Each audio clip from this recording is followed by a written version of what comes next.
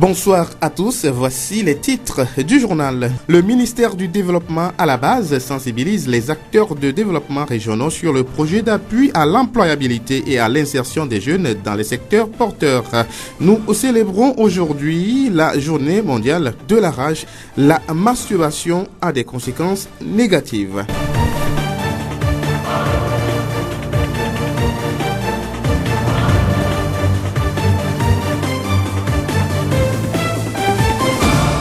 Radio Horizon à Thiéviers sur 101.1. Mesdames, messieurs, encore une fois, bonsoir. Voici le développement des titres.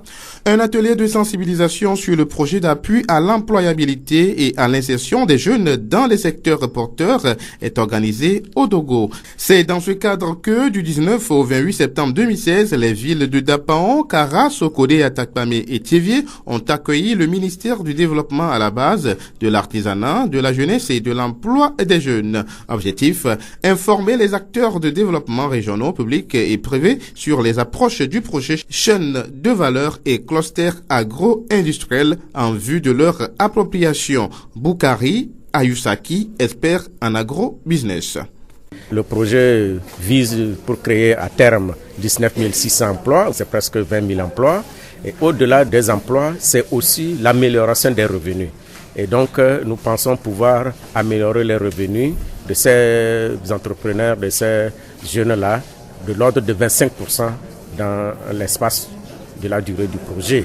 Et au-delà de cela, c'est la sécurité alimentaire au niveau national et au niveau donc des localités et l'économie qui va se développer d'une manière générale. C'est la finalité de l'agro-business. Nous parlons de 19 000 auto-emplois comme des emplois salariés et les 12 000, c'est les 12 000 entrepreneurs vraiment de type petite et moyenne entreprise qui viendront s'ajouter aux autres types d'entreprises, les toutes petites entreprises et les entreprises structurantes. Et donc ce n'est qu'un début et à travers cette approche chaîne de valeur et de cluster, voilà le succès venant et je pense que le projet probablement ne va pas s'arrêter à une seule phase. Et il y a d'autres mécanismes qui sont là pour compléter, mais pour dire aussi le projet ne s'arrêtera pas à une seule phase. Monsieur Boukari nous donne les critères de sélection. Il y a les critères pour sélectionner d'abord l'entreprise structurante, qui doit être une entreprise établie, une entreprise qui a une viabilité, qui fonctionne depuis au moins 2 ans et qui dispose de tous les papiers nécessaires et qui a une santé financière et qui montre qu'il y a un potentiel pour créer des emplois. Et pour les jeunes, il faut effectivement aussi pouvoir répondre à des appels à propositions correspondant à des possibilités, à des opportunités d'emploi qui sont dénichées. Et les groupements aussi vont être des groupements qui répondent à un certain nombre de critères, notamment être des groupements régulièrement enregistrés dont les membres sont essentiellement des jeunes et des femmes. La population ciblée est la jeunesse. Bon, la population cible, si on part d'abord de l'entreprise et donc tout son personnel, on va aller au niveau des producteurs qui constituent la cible la plus privilégiée parce que la matière première va impliquer beaucoup d'entreprises familiales, individuelles, mais aussi de jeunes entreprises qui vont venir tant au niveau de la production que dans les services pour accompagner la production. Et aussi dans la collecte, dans les services de mécanisation, de post-récolte et dans la distribution des produits finis. Et donc, voici, et c'est des jeunes essentiellement que nous voulons insérer dans ce projet. Et les jeunes ici, c'est des jeunes de 18 à 45 ans dans tous les maillons de la chaîne de valeur qui vont se regrouper dans un cluster, c'est-à-dire dans un territoire ou dans une zone géographique déterminée. Il y a les emplois que cela va créer. Monsieur Boukari revient sur ce que c'est que l'agro-business. L'agro-business est une approche qui voudrait lier, dans ce cas particulier, un ensemble d'acteurs à travers des mécanismes ou l'approche chaîne de valeur. Et cette approche chaîne de valeur est tout le processus qui va de la production et de la transformation donc des produits agricoles pour avoir un produit fini. Ce produit fini particulier qui constitue l'élément central pour définir la chaîne de valeur.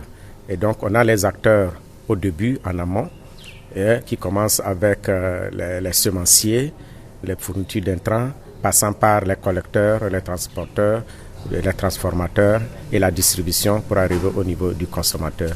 Donc non seulement il y a les produits, il y a les acteurs, il y a les processus, il y a la technologie qui intervient. Donc c'est un ensemble complexe. Et cette organisation autour des chaînes de valeur pour être beaucoup plus efficiente. Nous voulons, dans le cadre de ce projet, l'organiser de manière géographique. Et cette territorialité nous amène à définir ce que nous appelons le cluster, où effectivement on retrouve une agglomération, un rassemblement, un regroupement de plusieurs entreprises à divers degrés qui permettent de créer de la compétitivité et une meilleure productivité et une meilleure rentabilité pour chacun des acteurs.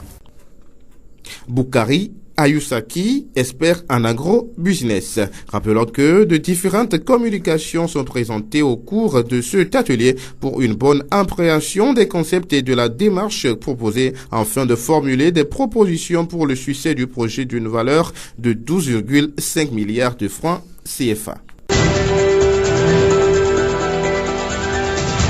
La voix du Zio. La journée mondiale de lutte contre la rage est célébrée tous les 28 septembre. C'est une occasion de communiquer sur cette maladie qui fait des centaines de morts chaque année dans le monde. La rage, maladie dont le virus est présent dans la salive des animaux infectés, affecte le système nerveux central des mammifères et de l'homme. Monsieur Ake était technicien agrovétérinaire à Théviers. Il y a deux formes de rage. Il y a la rage muette et la rage sanglante. Donc la rage sanglante, c'est ça qui fait que le chien quitte la maison et parcourt n'importe quel chemin. Et n'importe qui trouve, il mord et il transfère la maladie là aux victimes là. Si un chien mord quelqu'un, c'est la mort. Si un suivi n'est pas fait au niveau du chien et au niveau de la personne mordue, c'est la mort.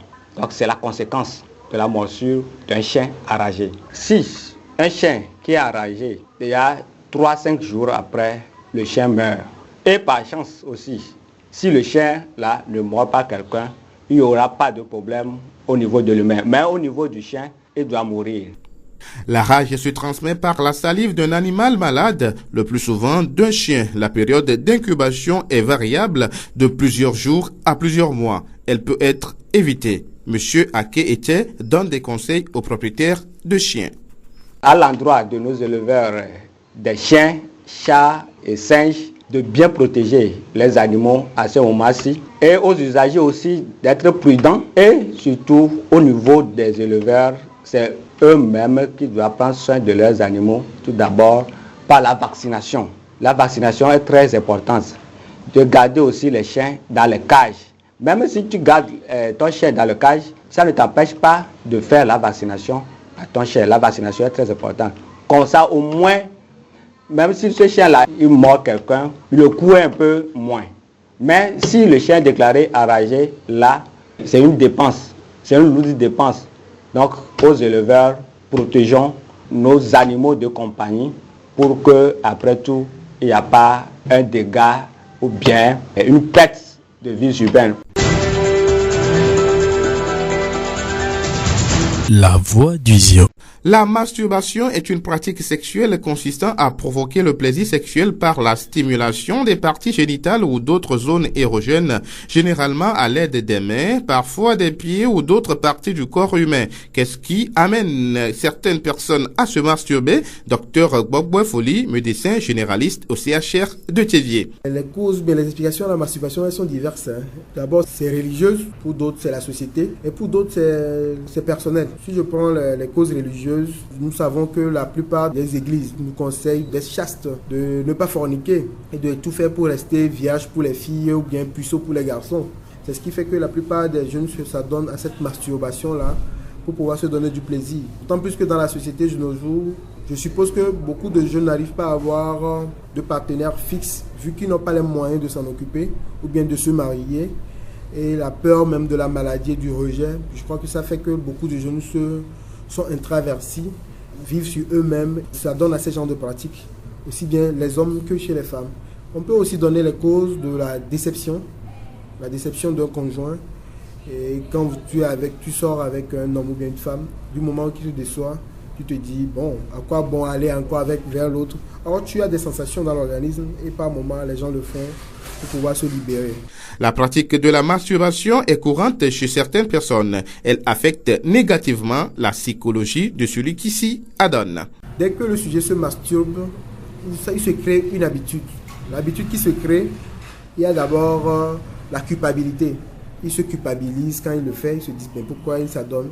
Et après ça devient maintenant un vice. C'est comme une drogue, plus tu le fais, plus tu es habitué.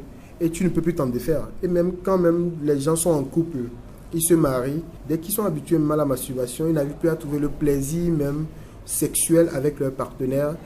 Et du moment où ils couchent même avec leur partenaire, ils n'ont pas ce plaisir. Ils doivent aller se masturber encore de nouveau pour avoir ce plaisir. Donc c'est un acte que normalement les gens doivent laisser pour éviter cette addiction-là. Comme exemple, disons que c'est une drogue. Donc il ne faut pas être habitué.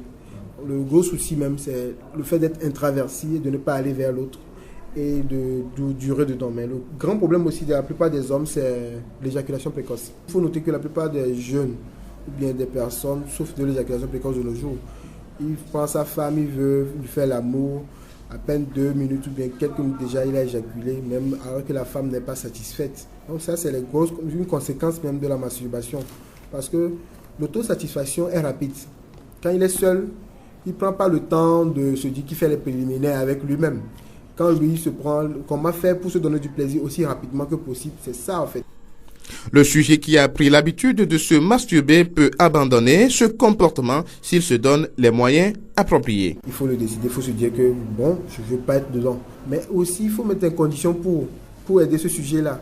Nous avons les psychologues de nos jours, la plupart des gens qui sont addicts, qui sont habitués à cela et qui n'arrivent pas à le délaisser, peuvent venir à l'hôpital, expliquer le problème à leurs soignants. On leur confie à un psychologue qui pourra les aider doucement à pouvoir les délaisser cet acte-là pour qu'il n'y ait pas de conséquences plus tard. En plus, il faut que la personne soit équilibrée. Du moment que tu es équilibré, tu es dans une relation stable. Tu as un boulot stable et puis tu respectes tes préceptes selon ta religion et tu te maries. Tu ne te verses plus dans cette masturbation-là parce que tu te dis maintenant, bon, je suis accompli, moi j'ai le minimum et j'ai mon épouse qui est là et j'arrive à me satisfaire avec elle et ça me suffit largement. Mais ceux qui ne sont pas encore mariés et qui n'ont pas encore les moyens de le faire peuvent se faire aider et même pas leurs dirigeants, même religieux si possible, sinon de venir à l'hôpital. Il y a quand même nos psychologues on va essayer de les aider pour pouvoir délaisser ces pratiques-là. Docteur Gbogboe Foli, médecin généraliste au CHR de Thiévié.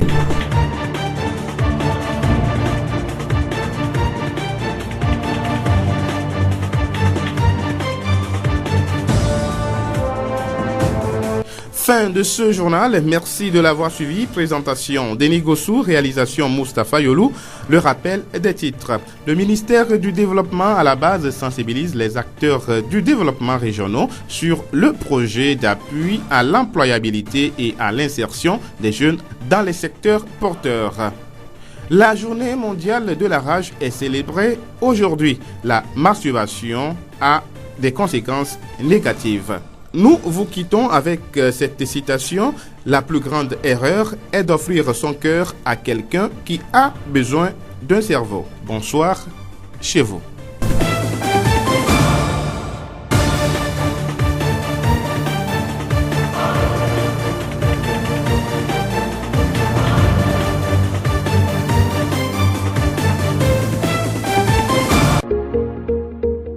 Vous pouvez également retrouver ce journal sur nos pages Facebook Thiévié Monde, Monde Fertile et Radio Horizon, La Voix du Zio. Radio Horizon, du Zio, nous couvrons la maritime et allons au-delà.